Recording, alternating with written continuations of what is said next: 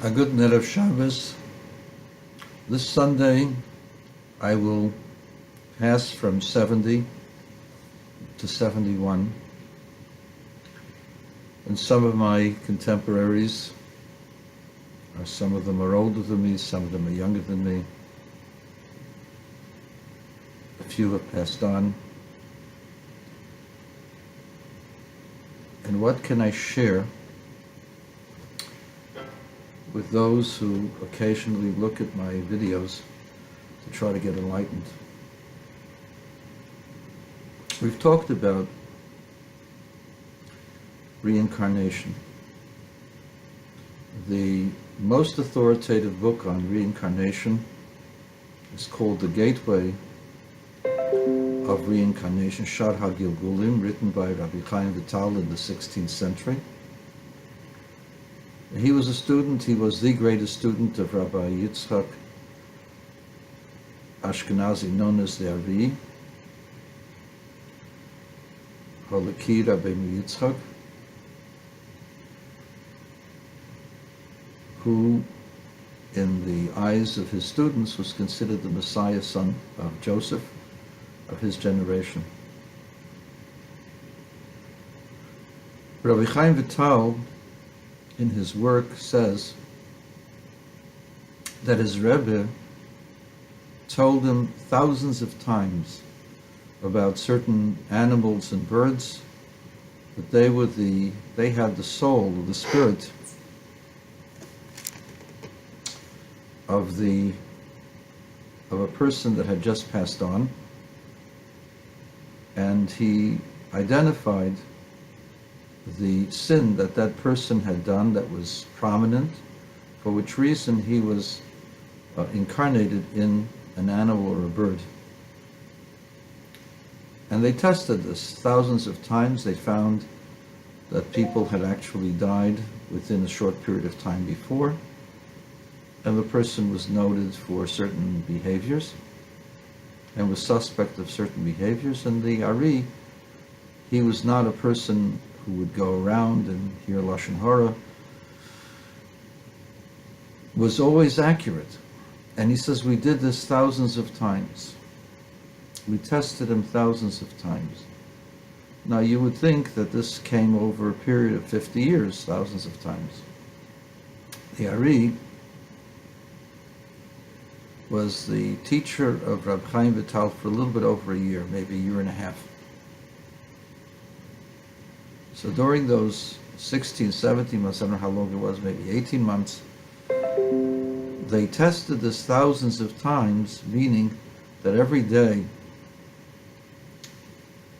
they would come upon a bird or an animal, or they would take a walk, and tens of times, each time they took a walk, the Ari would identify the soul of the departed and what his sin was, for which reason he was incarnated in an animal or a bird, or even if he was in a stone or a drop of water. Now this sounds very strange,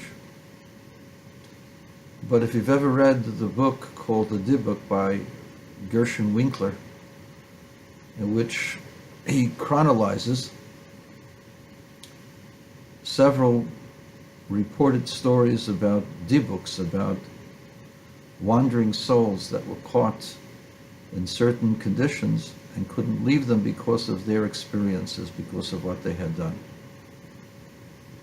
Now it appears that if you violate public trust, or if you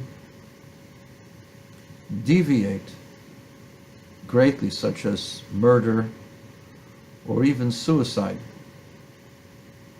then the soul gets trapped in elements that are not human. If the person is one who suffers as a result of others or has made bad decisions, that person has to come back and make proper decisions or correct the effect of what he had done and to get a perspective on it. Suffering has to be seen in light of purification, not in light of punishment, nor should suffering be extended even to those that had made you suffer in a past life. Such is the tikkun of the soul. The soul has to become corrected. Now, there are many elements to this tikkun. For a Jew, the tikkun requires the fulfillment of the 613 commandments. What people forget is that much of the commandments, or most of the commandments, deal between one person and another, and that it's possible for God to forgive, but unless you ask a human being for forgiveness, that forgiveness doesn't come automatically, and therefore we must go back into life and try to correct the things that we have done in the past life.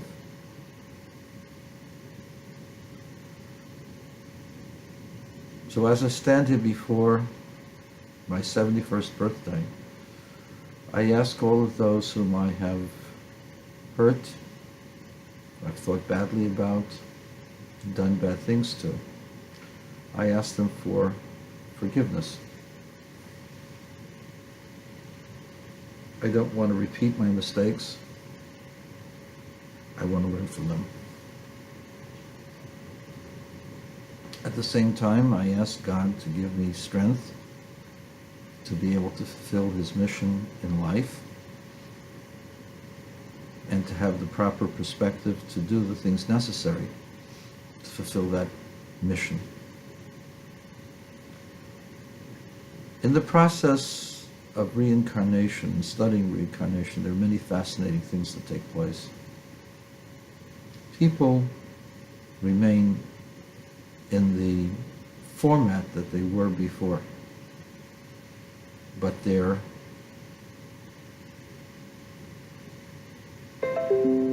challenges change. I always believed that the man who Christians worship was reincarnated as Shabtai Tzvi, because their MO, their persona, the way they did things, seems to be the same. They were totally egomaniacs, focusing on themselves. They were pious in their personal life, and they astounded people who were around them. They did things that nobody else was able to do. They went to places that people feared.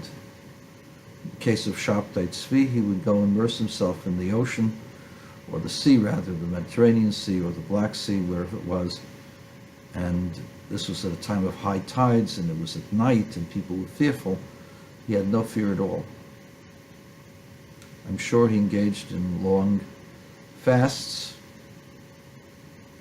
and I'm sure that he was exceptionally bright and wise. He knew the Kabbalah backwards and forwards, and he would impress everyone who came in his contact with his knowledge about them through the Kabbalah. Those are the reports that we saw written down by people who actually experienced Shabtai Tzvi. Shabtai Tzvi, however, was a megalomaniac, totally focused on himself, believing any press that he received, especially from one known as Nathan of Aza, who proclaimed him to be the Messiah. When he heard of a girl by the name of Sarah that had run away from conversion, she either was from people that were forced to convert, or she had been forced to convert by people who took her away from her parents. I don't remember. But she ran away, and she declared that she was going to marry the Messiah. And the Sarah was taken to Shabtai to marry Shabtai. So why did he marry her? To fulfill this prophecy that he was going to be the Messiah, so by marrying the woman. Then he married the Torah, and then all different kinds of things that he did, just to emphasize that he was different from everyone, he was above everyone, and he was the ultimate Messiah who would bring salvation to everyone, freedom. And just as Jesus Christus the one who the Christians believe in. Just as he declared that salvation allowed you to violate or liberated you from violations of the Torah, Shabtai Tzvi declared that all sins of the flesh and all sins of eating things that weren't kosher, all of those were now null and void if you believed in the Messiah, because you came to a higher realization. At any rate, Shabtai Tzvi was one and the same as Jesus Christus, the one who Christians admire, and Shabtai Tzvi, as the case of the one before him, when faced with danger, chickened out. It doesn't mean that anyone else wouldn't chicken out. It just means that somebody who supposedly believes that he is one with God, when confronted with his own death by violence, chickened out. He feared it, and therefore accepted Islam openly, and eventually changed what he believed was the religion of the Jews to his own liking, because God did not make him into the Messiah. And he died around 50 years of age and created a sect called the Danmeh, who survived, I think, until World War II. I don't know if they still exist. But the persona of Shabtai Tzvi is exactly the same as Jesus Christus. And in the book by Gershon Winkler, they are one and the same person. So, what will be the third incarnation? Will it be the real Messiah? No. It probably will be someone who will deny the Messiah. Someone who is a great scholar and charismatic leader, who will deny when the real Messiah comes. That's my prediction. The literature is filled with books written by psychologists that talk about past life regression. One of the most fascinating parts of the stories that they tell is that they had suffered. They suffered because of omission, not because of commission, but because of omission. They lacked the foresight, they lacked the compassion, and they suffered because of it, and as a result, punished themselves for the guilt that they felt. But they didn't actually physically commit murder. Many of them were murdered by others, and therefore had trauma in their necks and their backs and places where they had been beaten. And they came back in order to have a full life and in order to negate the effects of their suffering, the suffering of others.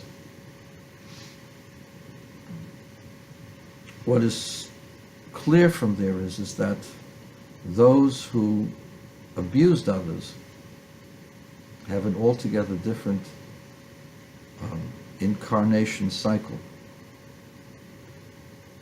And that's what Rabbi Isaac Luria, Rabbi Yitzchak Luria says. He says that those who violate others, violate the trust of others, those have to go through a cycle of incarnation that is not human. Sometimes you'll see a horse that is wiser, or an animal that's wiser, or a pet that attaches itself to you or to others. That is indicative of an incarnation of a human being who has to correct past mistakes of violating trust. A pet that gives trust and gives love unconditionally is the correction for those who violate others' trust and a lack of love and discretion. Reincarnation is a fascinating study. For those who want to study more, there's a translation by Rabbi Dov Pinson, who translated 35 or 36 chapters of this gate of reincarnation, the cycle of the soul, and I recommend it highly.